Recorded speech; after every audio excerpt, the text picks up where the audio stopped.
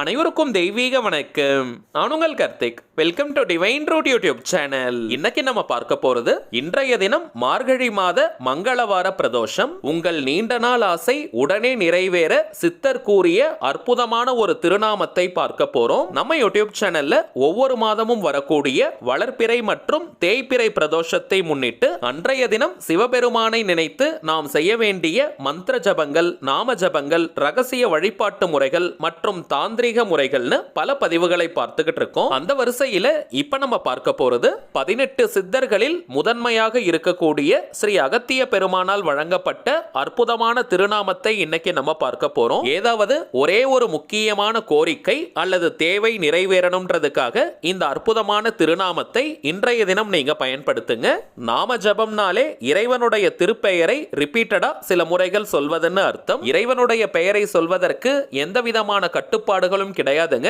So இந்த மெத்தட follow பண்ண போறவங்க நீங்க குளிச்சிருக்கணும்ன்ற அவசியம் கூட கிடையாதுங்க. மன தூய்மை மற்றும் சிவபெருமான் மீது உண்மையான நம்பிக்கையுடன் இந்த திருநாமத்தை நாம் சொன்னாலே போதும், முழுமையான பலன்கள் நமக்கு கிடைக்கும். அசைவம் நீங்க சாப்பிட்டிருந்தாலும் இந்த திருநாமத்தை நீங்க சொல்லலாம். அதே போல பெண்கள் தீட்டு நேரமாக இருந்தாலும் நீங்க தவிர்க்கணும்ன்ற அவசியம் கிடையாதுங்க.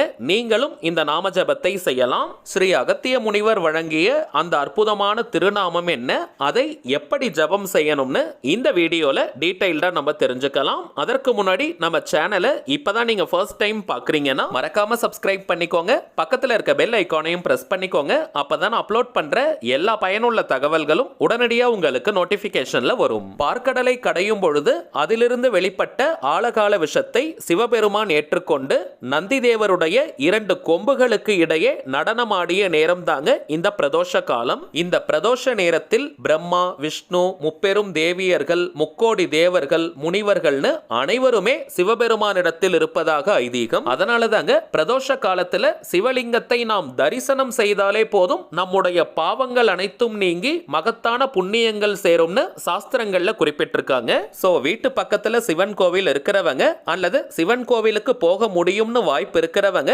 இந்த பிரதோஷ நேரத்தில் சிவபெருமானை நீங்க தரிசனம் செஞ்சுட்டு வாங்க.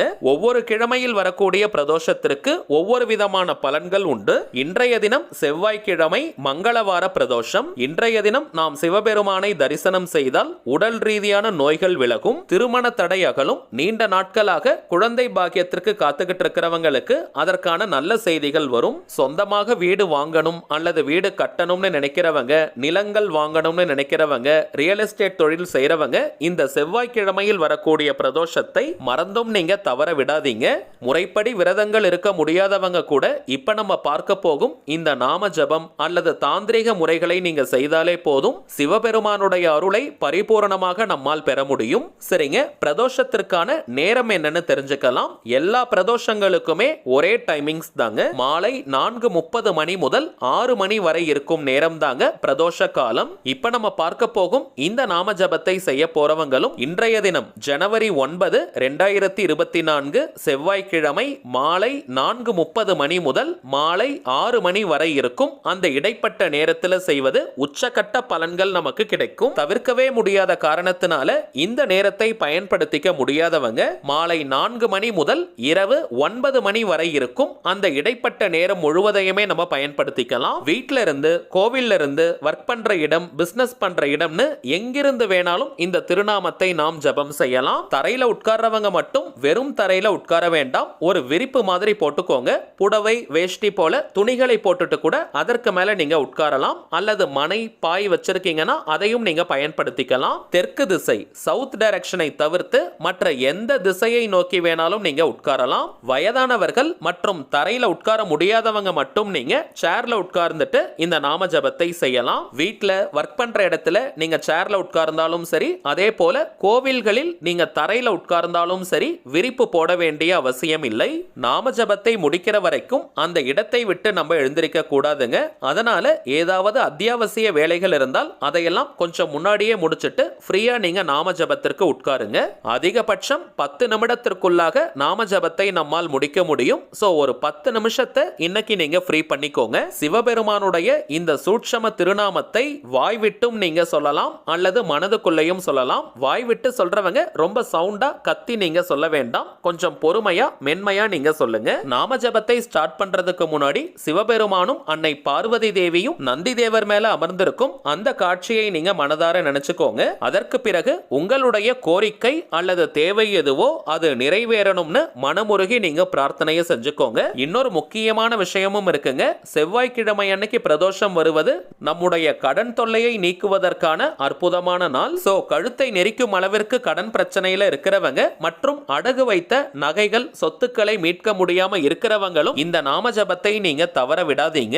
எதிர்பாராத வழிகளில் கூட பணவரவு ஏற்பட்டு உங்கள் கடன் முழுவதுமாக தீரும். செவ்வாய்க்கிழமைனாலே நவகிரகத்தில் இருக்கக்கூடிய அங்காரகன், அதாவது செவ்வாய்க்கு உரியது. ஜோதிட சாஸ்திரத்துல செவ்வாய் பகவானுக்கு பூமிகாரகன், நிலக்காரகன், ருணக்காரகன் சில பெயர்கள் உண்டு. ருணம்ன்ற வார்த்தைக்கு கடன்னு பொருள். சோ நம்முடைய கடன்கள் அனைத்தும் தீரணும்னா அதற்கு செவ்வாய் பகவானுடைய அருள் கட்டாயமாக நமக்கு தேவை. செவ்வாய்க்கிழமை அன்னைக்கு வரக்கூடிய பிரதோஷம் அன்று சிவபெருமானை நாம் வழிபாடு செய்தாலே செவ்வாய் பகவானுடைய அருளை பரிபூரணமாக நம்மால் பெற முடியும். சோ கடன் பிரச்சனையில இருக்கிறவங்க இந்த பிரதோஷத்தை நீங்க பயன்படுத்திக்கோங்க. சிவபெருமான் கிட்ட உங்களுடைய பிரார்த்தனையை நீங்க மனமுருகி சொன்னதற்கு பிறகு இப்ப நம்ம டிஸ்பிளேல தெரியக்கூடிய இந்த திருநாமத்தை 108 முறை 108 டைம்ஸ் நம்ம ஜபம் செய்யணும்.